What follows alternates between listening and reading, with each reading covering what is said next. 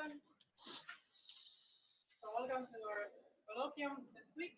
I'm very pleasure to receive Berkesch from Minnesota. So Christina and I were doctors 10 years ago to run together. Let me tell you a little bit about her CV. So she did her PhD in Purdue under the guidance of Uli Walter.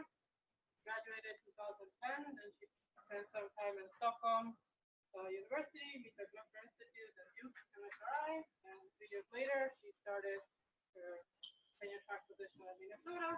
And while she works in homological algebra, the module is one of my favorite people, and also a great lecturer that I hope you talk. She's going to tell us about virtual resolutions for product objectives. Thank you, Angie, for that kind introduction. It's really a pleasure to be here, and I'm excited to tell you about this paper today. I want to kind of start with the broad schematic of what we were thinking about doing, and then I'll kind of outline where we're going to go. So if we're working over just a usual projective space, and we want to understand geometry very vaguely, say we want some geometric invariants such as degree or the like, it turns out that there's some really nice homological algebra objects that can help us do that. In particular, we can work on the algebraic side with modules instead of sheaves, and we can use free resolutions to compute a lot of geometric invariants. And so it would be nice if when we move to other more general geometric spaces, if we could do the same. And so in particular, the first place you might want to go is to some smooth toric variety. And it turns out that if you have the same goal in mind, free resolutions really aren't the object that you want. That's sort of the theorems that you see over projective space. If you try to do the same thing over your smooth toric variety, the free resolutions just don't behave quite as nicely, and they don't reveal as much geometry in the same way. And so when we realized this, we thought, wouldn't it be nice if there were some other free resolutions? So I'll be more specific in just a moment, but I mean, like if I'm looking at a sheaf over projective space, I could look at an associated module over the graded polynomial ring, and then look at free resolutions for those modules. And so over a smooth toric variety, I want to do something similar over the Cox ring. And so the thing that we're going to put here instead are called virtual resolutions. So let's work over the complex numbers today. Really, any algebraically closed field will do. But just for simplicity, we'll stick to that. So what I want to tell you about first is kind of give you a general setup of some of the theorems over projective space historically that are nice, that kind of fill in this arrow a little bit. And then I'll move over to the smooth toric case, and we'll kind of reboot and go back through some of the similar results there. Okay.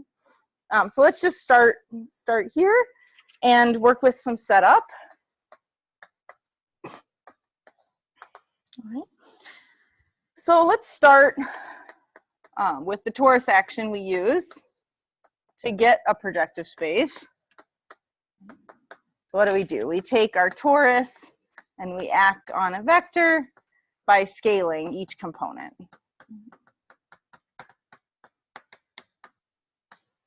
Okay. So the orbits of this action are precisely the lines through the origin in our m+1 dimensional space, and of course the origin itself. So to make our projective space, what do? We take this guy, we remove the origin, and then we quotient by this group action. Okay? This is how I want to think about projective space today. And when I write a point in here, then the orbit of, or the image of the orbit of x, I'll write in the usual way like this. Okay. All right, so what do we do to think about this space algebraically? We can work with a graded polynomial ring. So now I have a polynomial ring in these same variables. And in order to keep track of the torus action, we put our multigrading on so that each variable gets degree exactly equal to the weight of the torus action on this point. So each one's getting degree 1. And so the kind of polynomials that we want to consider in this ring are those that are homogeneous with respect to this grading. In other words, just usual homogeneous polynomials are the ones that give us functions on this space. Okay, and then there's one other piece of data that we should keep in mind here, and that's, right, to make our projective space, we removed the origin. And so, of course, this corresponds to the ideal generated by all of the variables. Right?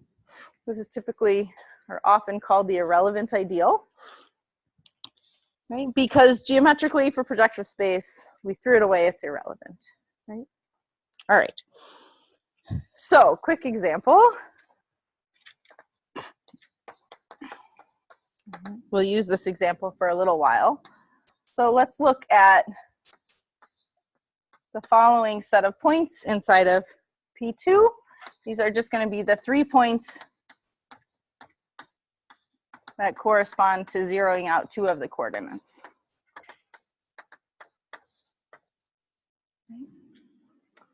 Okay, so the ideal corresponding to this point, so this is an ideal inside of our polynomial ring. Then, well, now in order for 2 of these coordinates to be 0, right? So for the first point, this point is identified by the vanishing of this ideal, right? So when x1 and x2 are 0, I get precisely this point, and I can do this 3 times for the different coordinates involved. And by intersecting these 3 ideals generated by 2 variables each, I have found an ideal that vanishes precisely at those 3 points. Okay, so what might I want to do with this? Let's move to work of Hilbert.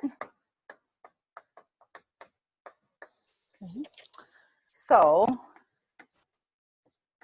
let's set S sub D to be the set of homogeneous polynomials of degree D inside of S. And so, of course, we can write S then as a direct sum of the SDs, giving S the structure of a graded ring. And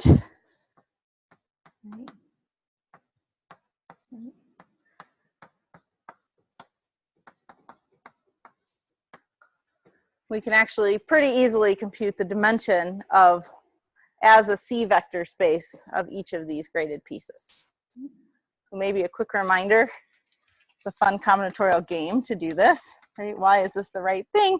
Well, let's do an example. Let's say M is 2 and D is 5, right? And look at, say, x0 cubed and x2 squared. All right, so I can use this monomial to create, say, 0, 0, 0, 2, 2, keeping track of what I have here. And then I can add to that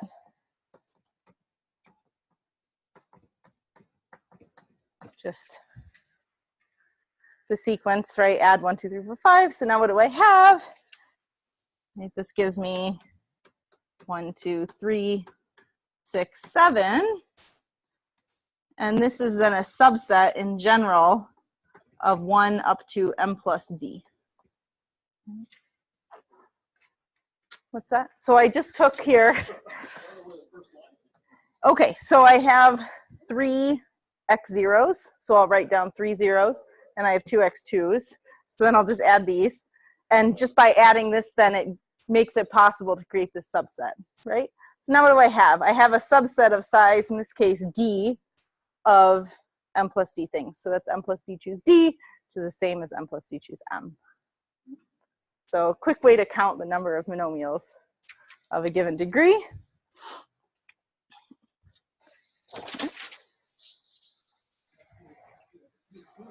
Pardon? For P2 here, yeah, this works. Yeah, M equals 2 here. But in general, so I wrote M instead. So if you can think of the same argument in general for any M.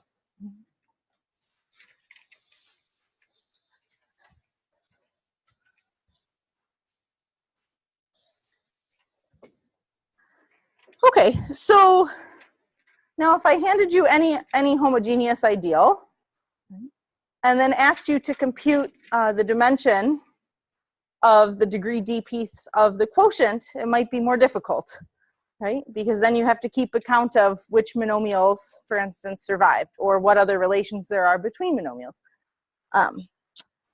So let's just look quickly here maybe at this example. So here, let's look at degree d, and then let's look at the monomials.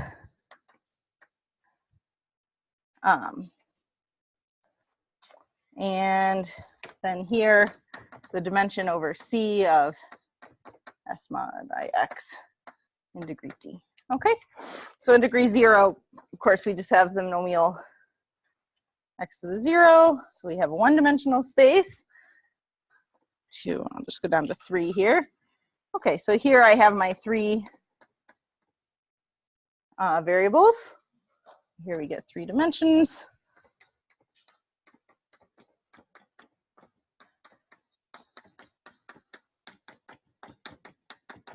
All right, so now we start looking here, right? So the monomials of degree D, right, are these, but notice now all of these square-free, these 3 square-free guys actually survive or are in this ideal, right? So these disappear in the quotient, and I'm left with the 3 pure powers. And the same thing's going to happen now as I continue.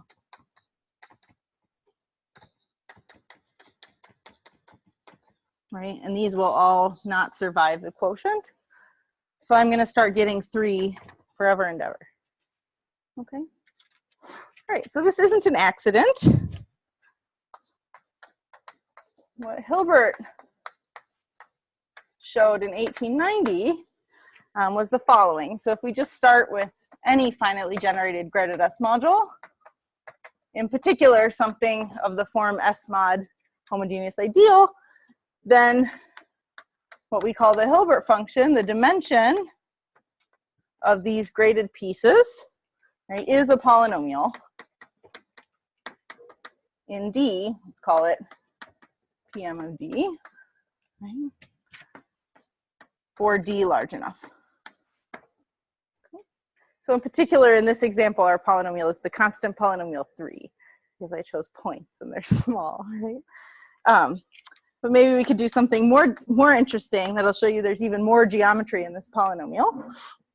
Okay, so if we start with, say, a curve, right, then when we look at this so-called Hilbert polynomial, excuse me, what we'll get is the degree of the curve times D plus 1 minus the topological genus of the curve. Okay.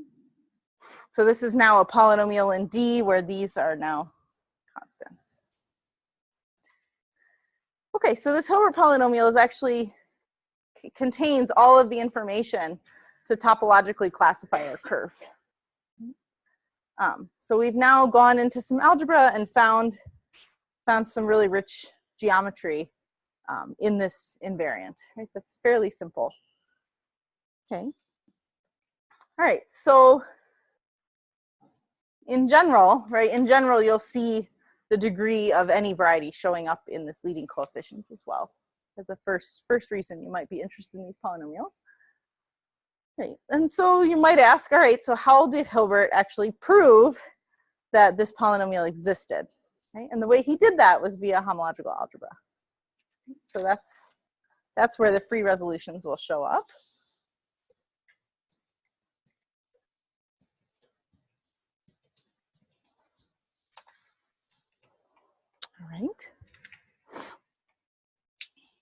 So one bit of notation.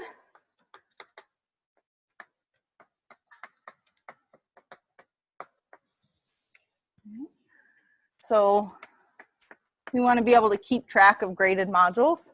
So if I'm viewing my polynomial ring as a graded object, right, I'm thinking of my ring together with, right, this 0, 0, 1, 2, right, each degree of polynomials.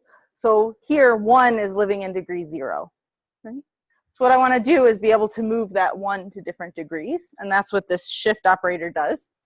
Right, so this says shift things by j, right? So in other words, if I write this, right, this is generated, or in other words, where 1 lives in degree j.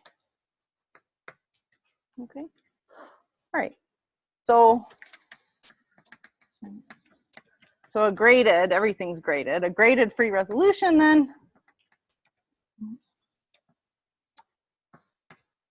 of a finitely generated graded S module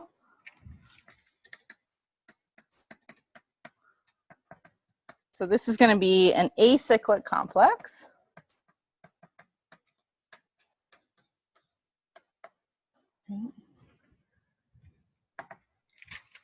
Right, and I'm going to write things from right to left.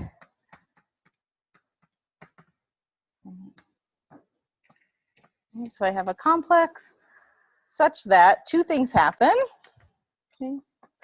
So first, M should be the thing that's the only place we have homology is at this 0th spot, so the co-kernel of phi1.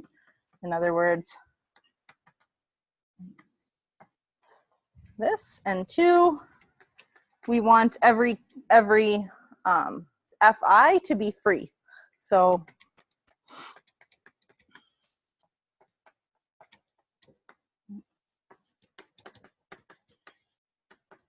some number of copies of S with different shifts are allowed.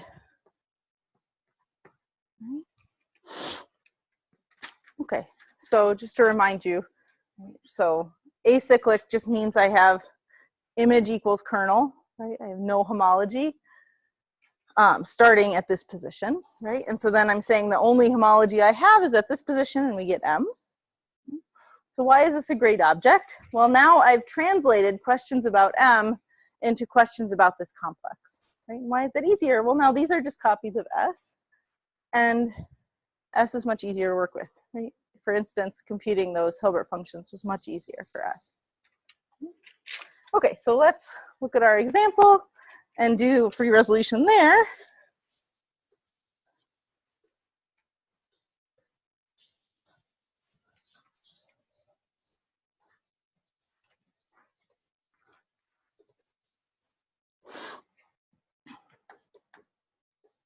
All right.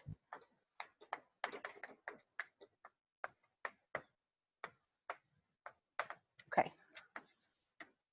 So if I'm going to have co-kernel equal to S mod this, then I need to have here my generators of this ideal. So this is just my square free monomials, right? And then I want to keep track of the degrees of these guys. So these are all degree 2. So in order to have degree 0 maps in my category of graded modules, I just do this. And there were 3 of them.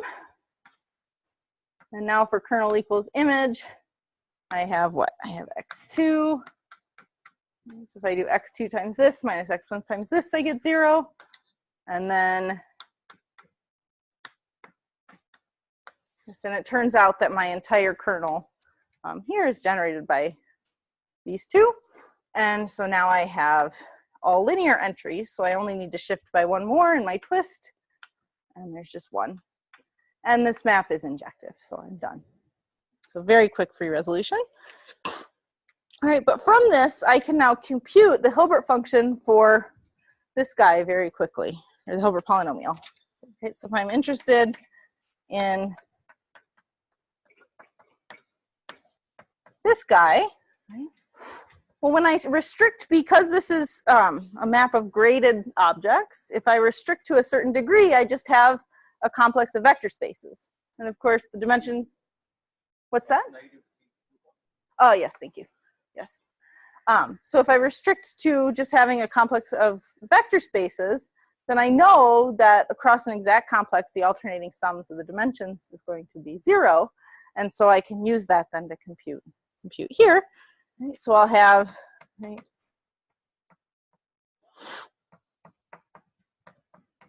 so I'll have 3 dimensions of S shifted by 2, and then 2 copies of S shifted by 3.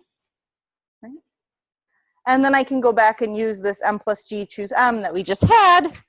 And so if D is large enough that I can write that binomial coefficient as a polynomial, then when I simplify those, I get 3 in this case. Okay, and in general, then this is how the proof goes.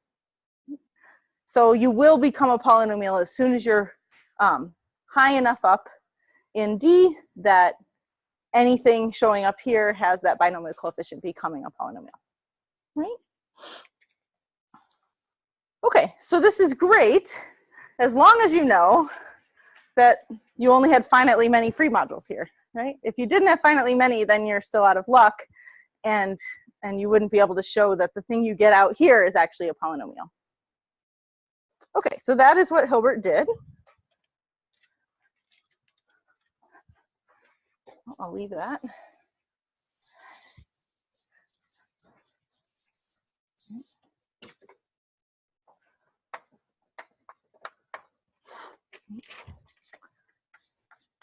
So there exists, for any module, there exists a free resolution for M of finite length. And in fact, he showed that the number of steps you can go out, the number of maps that show up, is going to be less than or equal to, in this case, M, dimension of PM, right? Modulo, I guess here I need one more condition. I want to have, there exists a non-zero divisor on M in the ring. Okay, otherwise, it's one more out. Okay. It would be dimension plus 1. So once you know that you have, every module has a free resolution that stops infinitely many steps, then you can prove the existence of this Hilbert polynomial. Okay. All right. So all the way back before 1900, we had this beautiful theorem that told us that, right, there's this homological algebra object that's actually somehow related to dimension. And there's in fact a much tighter relationship that I won't get into now. Another result that he proved about the same time. Oh, question? Sure. So there's if you know about depth, I'm saying that the depth of M should be positive. I don't want the depth 0 case. That's all. All right, it's just so that like M is not supported at the irrelevant point. It's another way to say it. Okay, so Hilbert in 1890, and then generalized to Noetherian rings by Berkesch in, what was this, 1968. Proved another nice result about the structure of these matrices. Okay, so if we have a subvariety of PM such that its coordinate ring, this S mod IX, has a free resolution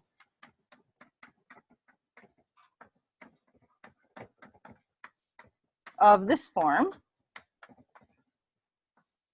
okay, then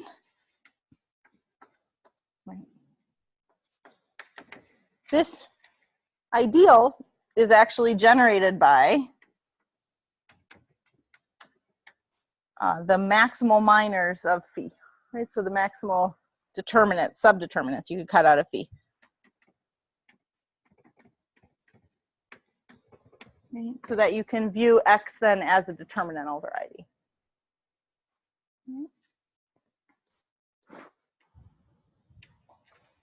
Okay, so this is also giving you some information about the codimension then of X as well.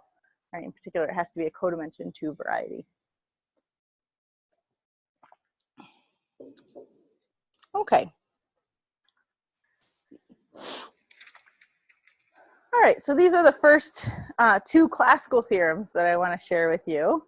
Now I kind of want to stop and reboot to the smooth toric case and kind of get some more updated versions of these theorems, and we'll see if we have some more time at the end. I'll give you a few more examples of this classical to virtual analogy. But in particular now, I'm just trying to remind you our goal now. We have these results that are telling us something about how to relate free resolutions to the geometry we're seeing in projective space. And so now we want to go to the smooth toric varieties and be able to get a similar analogy, and free resolutions just won't give us the right object there. So that's where we'll start.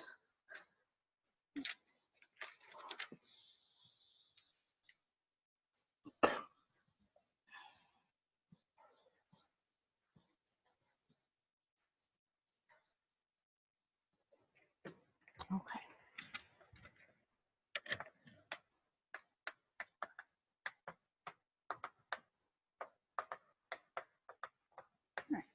There are many different ways we could think about toric varieties. Today we want to think about them via the Cox ring. And so the smoothness here comes from the fact that our Cox ring is a polynomial ring. Okay. So what I want to do is start with now some vectors that will tell us our torus weights for a torus action. We'll look at an r-dimensional torus. So let's act on a capital n-dimensional space. So now I need to tell you what a vector t does to a vector x. And we will use these vectors as exponents on each t, right, to make a monomial. So each vector here determines a monomial in my r variables on my torus. So I can take t and raise it to the vector a1, multiply by x1, and so forth.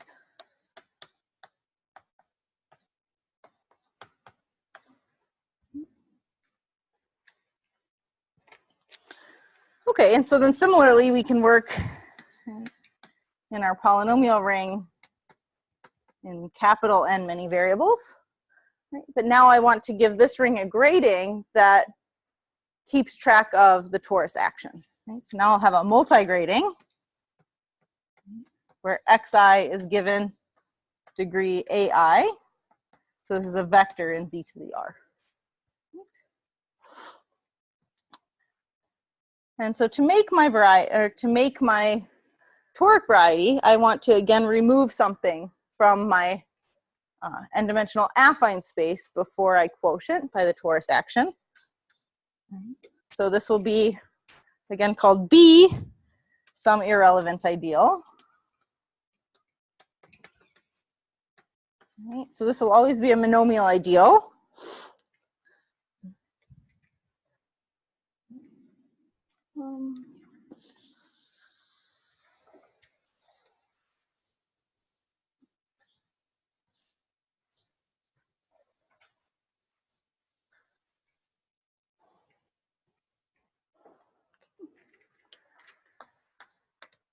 And so the variety we want to work with now, we just take our ambient space, we'll remove the vanishing points of B, called the variety of B, and then quotient by this R torus action.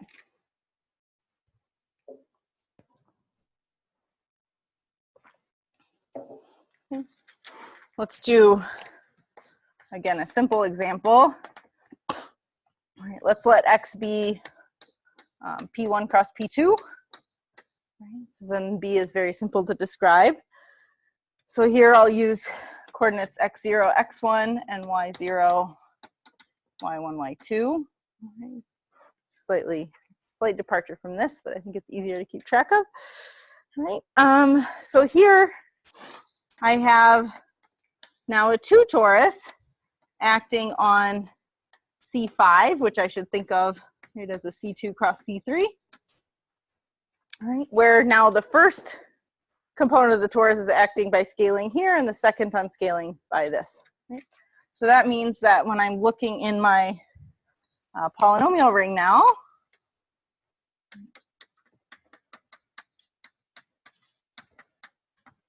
right, the degree of xi, both x's, should be 1, 0, and the degree of each y should be 0, 1. And then what should our irrelevant ideal be?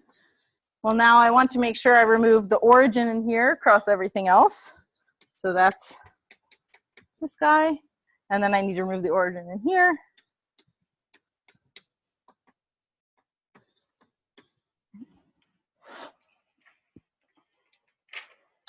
Okay.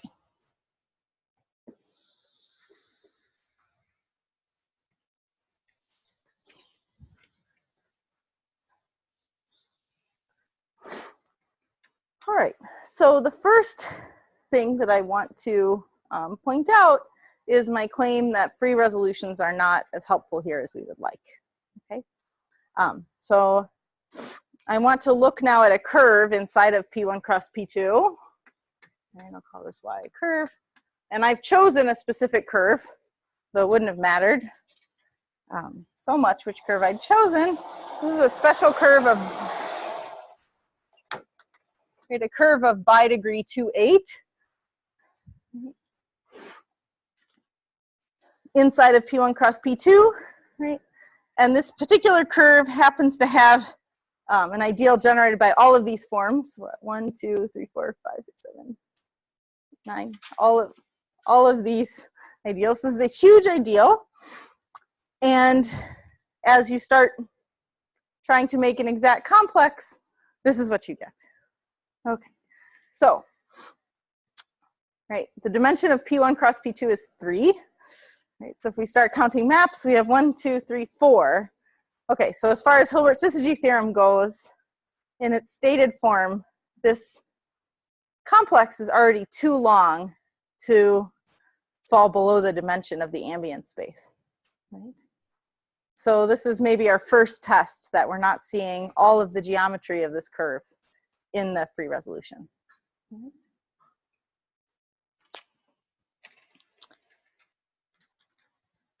Okay, so what can we do? Well, this is where a virtual resolution comes into play.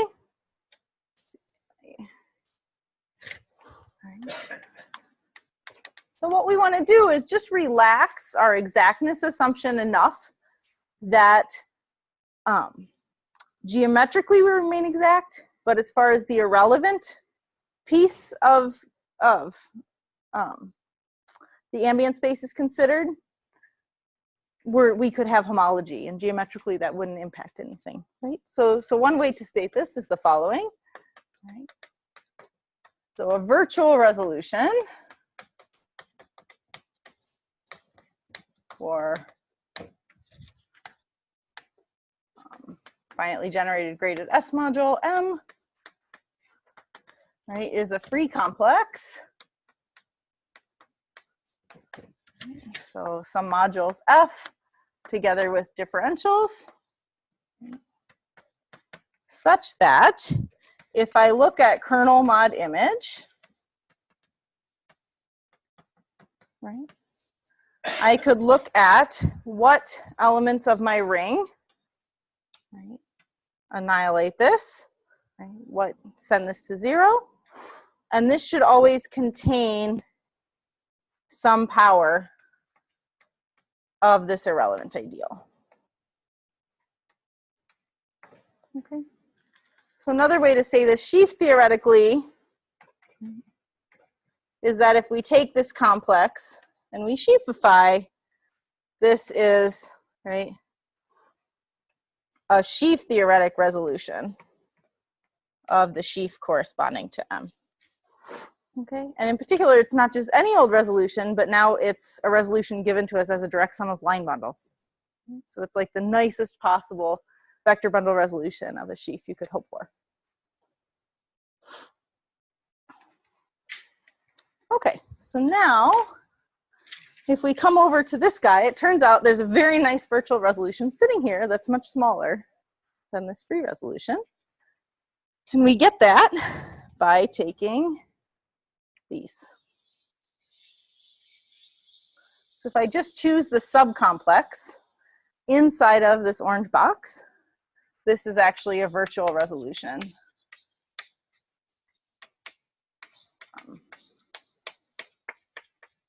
For this curve. Okay. So much smaller, a lot less terms to deal with. And what we found in general is that this happens. There are lots of virtual resolutions that tend to have much lower ranks and be much shorter than a free resolution. One thing we've lost is uniqueness. So free resolutions tend to be unique. Virtual resolutions, by this condition, is lax enough that now you get tons of these complexes. But that turns out to not be so bad. So I'll say a little bit more about that as we go along. But let's just examine this quickly. Notice here, let me redraw. Here now, I only have 4 ideal generators. So we're saying that up to powers of B saturation, that I sub y is generated by, in fact, 4 forms of these degrees. And they turn out to be very nice forms. So we now have here a 3 by 4 matrix that I could write down for you. I won't, just because the indexing isn't great. But it's a fairly small matrix. Okay? And this turns out to be of Hilbert-Berkesch form again, so that the maximal minors, the 3 by 3 minors of this matrix, actually give you these 4 generators for this ideal up to B saturation. So we're also being told then that our curve has a determinantal presentation up to this irrelevant stuff.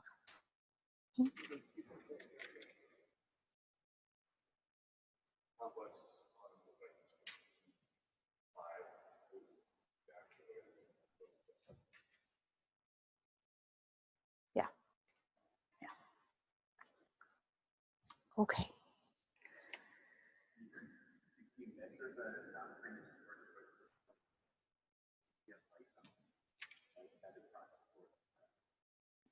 So in fact, we get lucky enough here, this is actually still exact. The trick is that for this specific one, the difference all happens here. That when you look at the ring mod, these 4 minors, you're getting something that isn't equal to this module, but that they only differ in components that are supported on this irrelevant ideal, right? And so in general, that's what could happen. You could end up, in fact, with higher homology, but that homology will only be supported on this irrelevant ideal, right? So somehow we're taking this length and it gets wrapped up in these homology modules. So it's like, gives you a way to kind of fold things up smaller. Okay. All right. So maybe I'll do this. All right, so we have Hilbert's theorems here.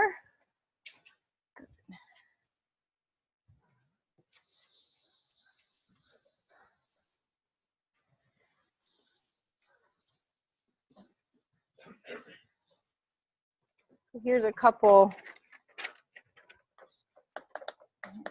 So here's a sort of virtual version of Hilbert's syzygy theorem.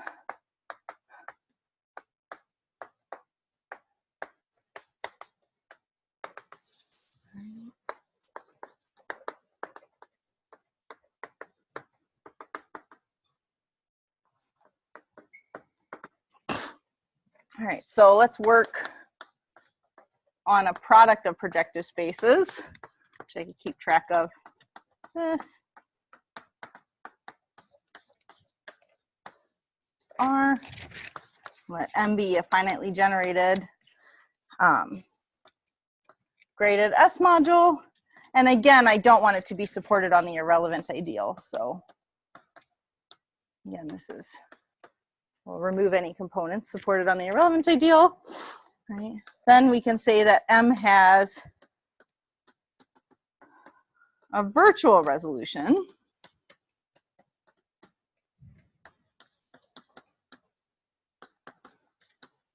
of length at most, right, the dimension of our variety. Okay. Question?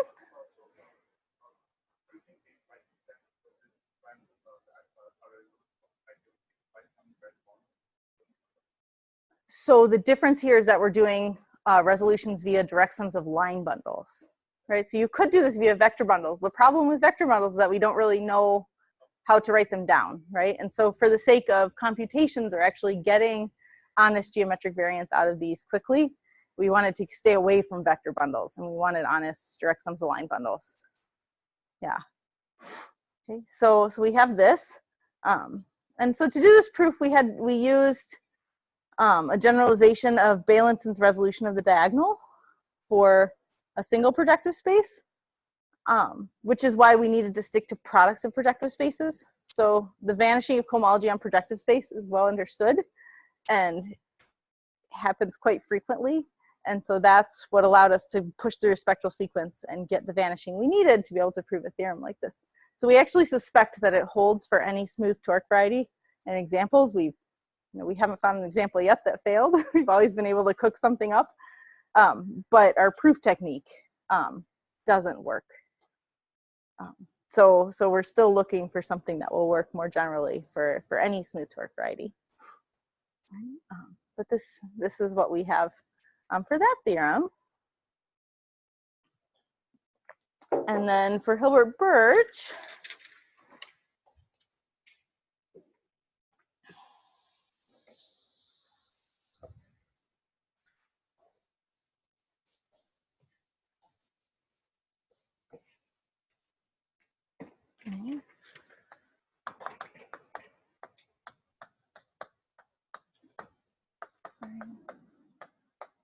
so the simplest way to state this one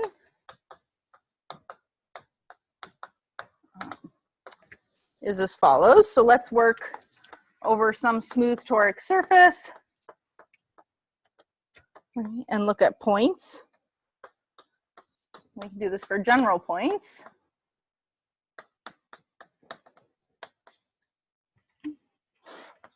Then this has a Hilbert-Berkesch type virtual resolution.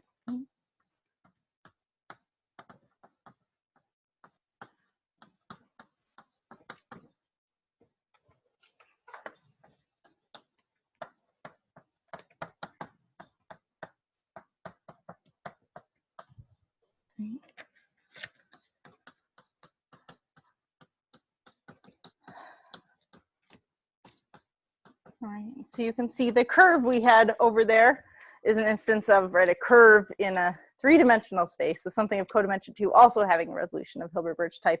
And we don't yet have a general result saying when you'll have something of this form there, but at least for surfaces and general points, we're able to say in that codimension 2 case, you always have this form. And again, by Hilbert-Berkesch type, I mean that the generators of the ideal corresponding to this map come from the minors of this matrix. Right?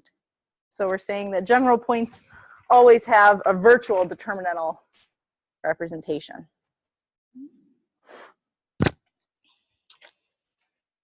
Okay. All right, so let's go back to our example here. So I think there's something else that's really neat about the geometry that we can read off just from having this virtual resolution, right? And that's in particular, if we look at this matrix itself, we can actually use that matrix and kind of wiggle it, right? Use it to parameterize an open neighborhood of this curve inside of its Hilbert scheme. So in fact, having a virtual resolution of Hilbert-Berkesch type, for instance, tells us something about the embedded deformation theory of this Y. In particular, that it's unobstructed because of the existence of this matrix. And so if you look at sort of the classical situations where we know about unobstructed deformation theory for projective space, we can say something similar about products of projective spaces. So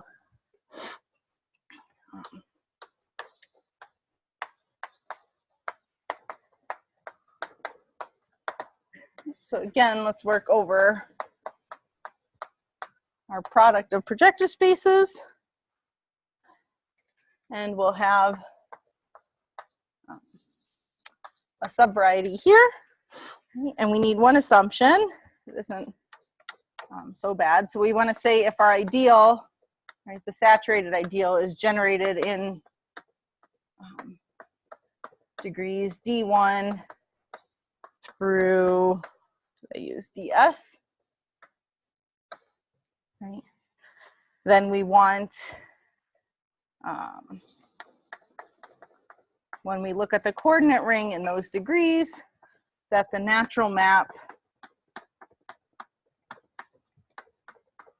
into the global sections is actually an isomorphism. Okay, so under that assumption for all I, then if, right, three different things happen, right,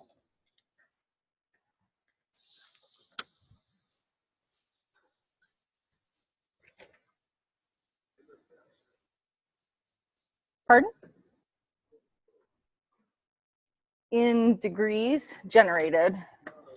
Oh. Oh, this is zeroth cohomology. Oh, sorry, PN, thank you. Yes, there we go, good, okay, I'm with you. Okay, so if we have these, then the embedded deformation theory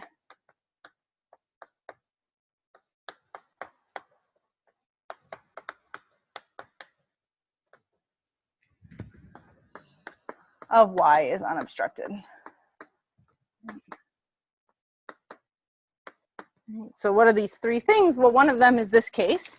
So the codimension of Y is 2, right? And then there exists a virtual resolution of Hilbert-Birch type. Right. 2, we have, actually, yeah. In fact, I should really just say of length 2, maybe even easier to convince yourself of. It's easier to generalize here. So, and then same here up to 3, plus it needs to be a self-dual virtual resolution. Or there exists a virtual resolution that's a Cazul complex.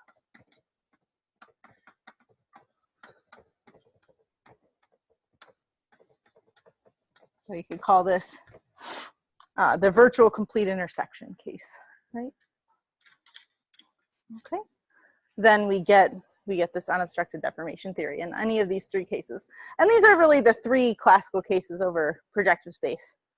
All right. And so here we were using this theorem of Payne and Schlesinger to relate the deformation theory inside of the ring to the geometric deformation theory. And this is why we need this isomorphism here. Okay. So having this unobstructed deformation theory, another way to think about this then is that we have a unirational component of this Hilbert scheme. Okay. So this was our first application we found where we really felt like virtual resolutions are capturing this geometry in a way that having a free resolution of this sort would work, but really the free resolution having this structure is not what's capturing the deformation theory of the variety. It's the virtual resolution that's doing that. Okay. So let me tell you about one more invariant here that we're capturing. Okay. So going back to Castelnuovo and Mumford,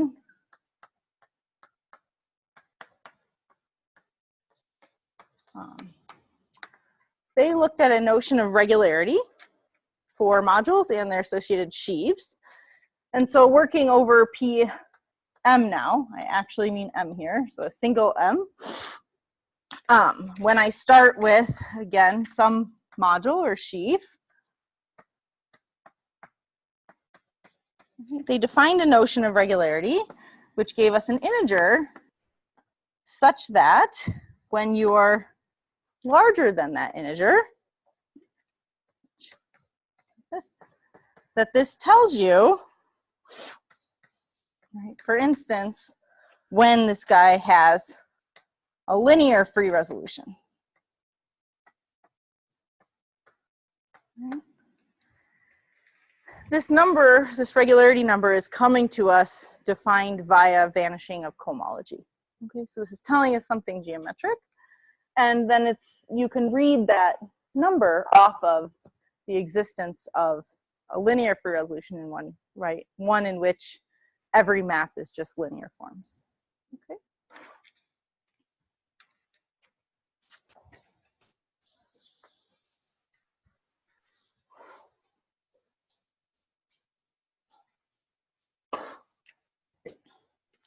Okay, so then in 2004, McLagan and Smith introduced a notion of regularity for smooth toric varieties.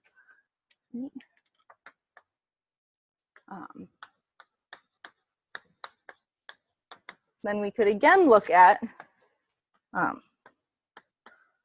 regularity of a module or its associated sheaf. And right, remember, over projective space, our grading group was the integers for our polynomial ring. Now, over a smooth toric variety, our grading group is the Picard group is z to the r, right? And so now, instead of having the regularity be some single value, it needs to be sort of a subset. And this is going to be closed under addition by non-negative vectors, right? So you can kind of think of it as some kind of staircase that you're cutting out. Okay. And so turns out if you set delta I to be the degrees of generators in a free resolution of S mod the irrelevant ideal, then that's the right notion of how to generalize linearity here, right? So in the projective space case, the irrelevant ideal, right, is resolved by a Cazul complex that is linear. Right? Here, our irrelevant ideal is no longer resolved by something linear, so we're going to have to use these sets to keep track of that.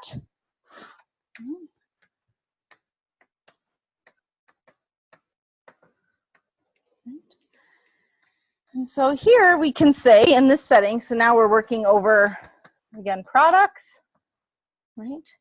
Then we can say that something belongs to the regularity if and only if when we twist by D, now this is a vector, this has a virtual resolution with generators, I'll call this F, right, of F, I, living inside of this set, right, that this classifies a point in the regularity. Okay. So again, somehow the set of virtual resolutions gives us this direct relationship to what the regularity should be. I mean, in particular, at the time that we proved this, there was no algorithm to prove regularity or to compute regularity. We're actually very close to that now. So that's helping us. Right, so, and again, maybe I should say here, when they defined this, this again is telling us about vanishing of sheaf cohomology, right? It's a very analogous definition. So somehow these are encapsulating that. Great, so I'm going to close with one more result, kind of convince you that the hope is any classical theorem we take about homological algebra over projective space and make it virtual, we get more geometric bang for our buck as we work. Right? So there we go.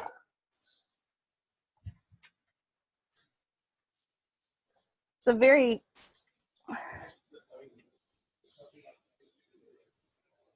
pardon?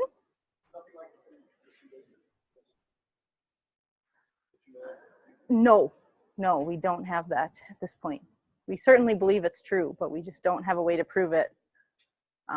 We need to know more about the cohomology of the structure sheaf on these spaces, or have some nice virtual resolution of the diagonal in those cases, and we would be okay. And even for a Hirzebruch surface, we don't yet have a nice resolution diagonal. We're working on it, but we're getting there. Yeah. Yeah. Okay, so the last thing, this is current work of my student, Mike Loper. So just two quick definitions here. So when I have a map of free modules, right, this map will have a rank, right? So set R equal to the rank. Right? So if I fix bases, phi is just a matrix, it's really just the rank of the matrix. And then I can set I of phi to be the ideal generated by the minors of that matrix of size R.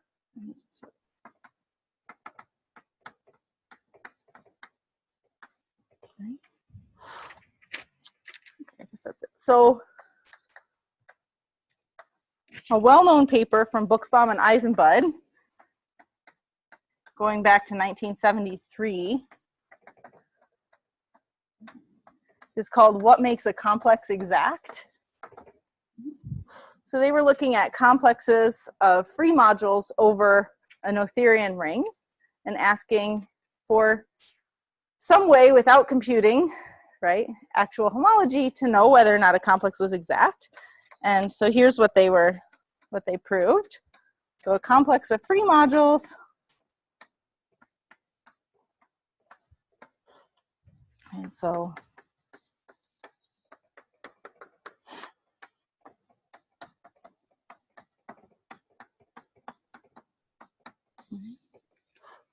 this is exact. Right, if and only if two things happen. Right, first you need the usual rank conditions. So the rank of two consecutive matrices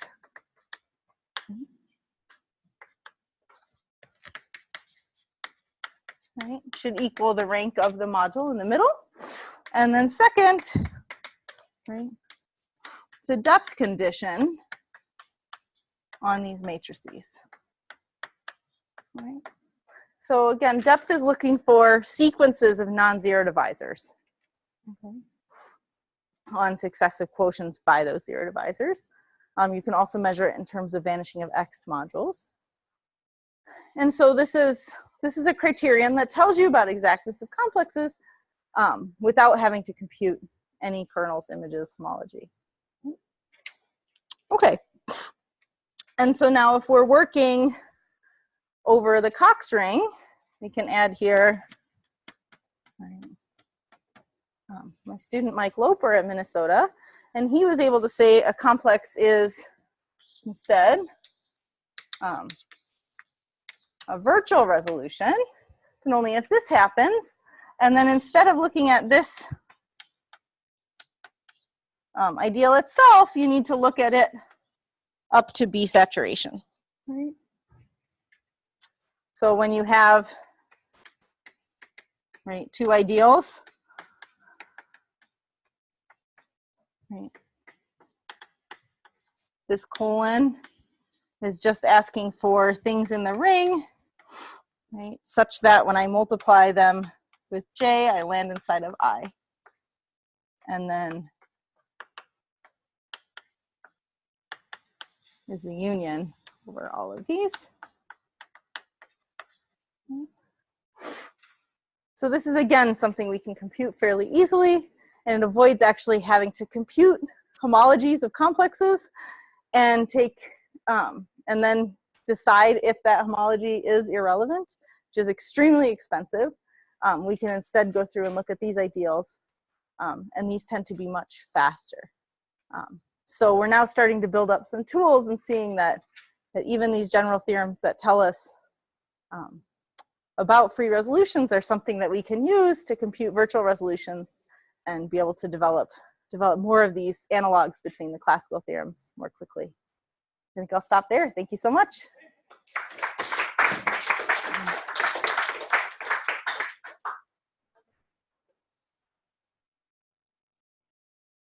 Yes.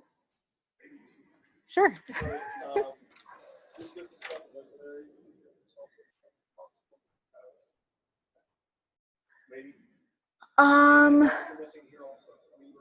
Yeah.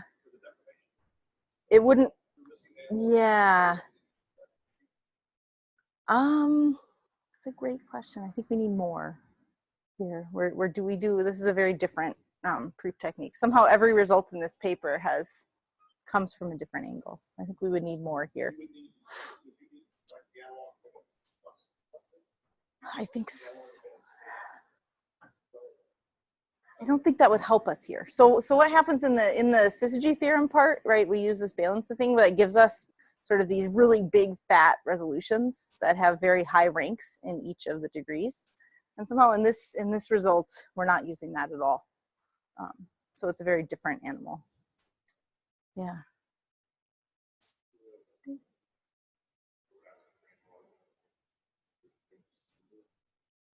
Well, that's where we started. We tried to start computing things and we realized the free resolutions just weren't the right, they weren't giving us anything reasonable. And somehow these complexes are actually what pop up when you start like we started by like taking a bunch of functionals, right? Looking at cohomology of sheaves, asking what kinds of cones we were getting, and we were getting all of these complexes, not the ones that are just free resolutions. So somehow, right, when you look at Boyce-Soderberg theory is this theory over projective space where there's a duality between the ranks of the modules in the free resolutions and sheaf cohomology, right? Ranks like Betty numbers in sheaf cohomology. And there's this nice pairing between them that gives you this duality of these two cones of tables between Betty numbers and cohomology numbers. And in the toric setting, somehow free resolutions don't seem to have a nice theory like that at all.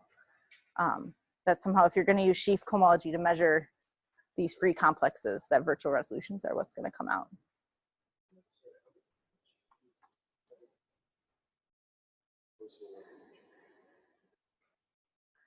A lot. I think somehow, yeah, somehow this, right? If you're interested in vanishing a sheaf cohomology and you're going to use sheaf cohomology to determine something about the other side, that somehow these guys are going to always propagate unless you do something else to restrict.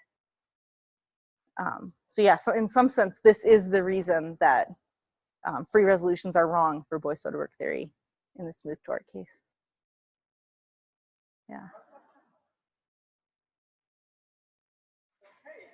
All right. Thank you.